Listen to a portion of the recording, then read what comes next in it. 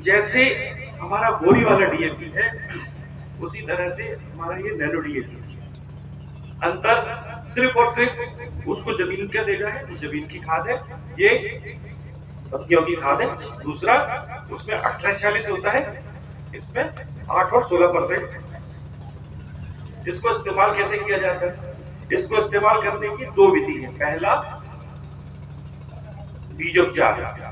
5 millilitre nano DAP को 1 kilo बीज के अनुपात में, यदि हम 50 किलो की बोनी कर रहे हैं तो 250 ml नैनो डीएपी 50 किलो बीज में मिला करके बीजोपचार करना है। यदि आपको ऐसा लगता है कि 250 ml से पूरा 50 किलो नहीं उच्चारित हो सकता, तो थोड़ा सा पानी डाल दीजिए। पानी उतना डालिए कि वो पानी बहे ना, सिर्फ वो बीज में अवशोषित हो जाए। ऐसा ना हो कि जिस त्रिपाल या बर्तन में हम कर रहे हैं वो उसमें नीचे ही पहुंच जाए। यदि नीचे पहुंच गया तो वो साथ में नैनो डीएपी को लेकर के चला जाएगा। तो 5 ml नैनो डीएपी 1 किलो बीज के अनुपात में बीजोपचार करना है। 15 से 20 मिनट तक उसको सुखाना है छाया में, और उसके बाद आप इसको बोनी कर सकते हैं। दूसरा, जहां रोपाई वाली फसल लगाते हैं, सब्जियां लगाते हैं, वहां पर 10 लीटर पानी में 50 मिलीलीटर नैनो डीएपी का घोल बनाना है।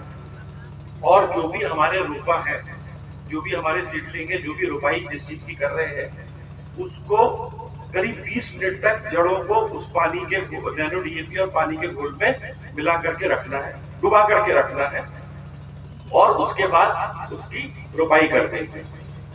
तीसरा तरीका ये आ जाता है, जहां पर आलू लगाते हैं या कंद वगैरह की कोई फसलें लगाते हैं, तो वहां पर कंद के ऊपर हम इसी अनुपात में 1 लीटर पानी 5 मिलीलीटर नैनो डीएपी इसका घोल बनाइए और उसके ऊपर स्प्रे कर दीजिए। उस स्प्रे को अवशोषित हो जाने दीजिए। आलू के कंद में, प्याज के कंद में, लहसुन के कंद में, या और जो भी गंदा लगा रहे हैं तो उसमें अवशोषित हो जाने दीजिए। जैसे उसका अवशोषण हो जाएगा उसके बाद हम उसकी बोनी कर सकते हैं। ये बीज उपचार कर क्यों रहे? देखिए क्या होता है कि आपने एक चीज देखी होगी, जब अपना खेत में गेहूं जमता है तो जरूरी नहीं है कि वो बिल्कुल एक समान जमे। कहीं पर बहुत अच्छा जम जाता है, कहीं पर गैप आ जाते हैं। ऐसा क्यों होता है? ऐसा इसलिए होता है कि हमारा जो गेहूं का दाना है, आप उसको गौर से देखेंगे, जो गेहूं के दाने में एक तरफ हल्का सा एक गड्ढा होता है, वो होता है उसका भ्रूण, मतलब वो होता है उसका जीवित अंश। और बाकी का जितना भी है, करीब 95% जो होता है, वो होता है उसका खाना। तो भगवान ने ऐसा इंतजाम करके भेजा है कि जब आप पौधे को बीज को बोएंगे, उसमें नमी का संपर्क होगा, तो नमी से उसका अंकुरण होगा। अंकुरण होगा तो दो भाग बनेंगे। पहला भाग बनेगा जिससे जड़ बनेगी, दूसरा भाग बनेगा जिससे तना बनेगा। अब उसको साथ में भगवान ने खाना भी पैक करके दिया कि भैया तू जब जा तो इतना, जब तक इस लायक ना हो जाए कि खुद का खाना बना सके, तो ये तेरे लिए खाना। अब क्या होता है कि आप लोग साथ में कुछ कुछ खाद भी डालते हैं, सुपर फास्फेट डालते हैं, डीएपी डालते हैं, 12-32-16 डालते हैं। शुरू से कृषि वैज्ञानिक हमारे कह रहे हैं कि नीचे खाद होना चाहिए, ऊपर बीज होना चाहिए। सर आपने बहुत स्लोगन चलाया है, नीचे खाद ऊपर बीज, यही बोने की है रीत। क्यों? कि जब जड़ वाला भाग निकलेगा और वो भोजन तलाश करेगा, भोजन बनाने का काम किसका है? पत्ती वाले भाग का। मगर जब तक पत्तियां उतनी मजबूत ना हो जाए कि वो भोजन बना ले, तो जब जड़ वाला भाग निकलेगा और अपना भोजन तलाश करने जाएगा, तो आपको वहां मिल गया एक डीएपी का दाना, एक 12-32-16 का दाना, और उस दाने से उसने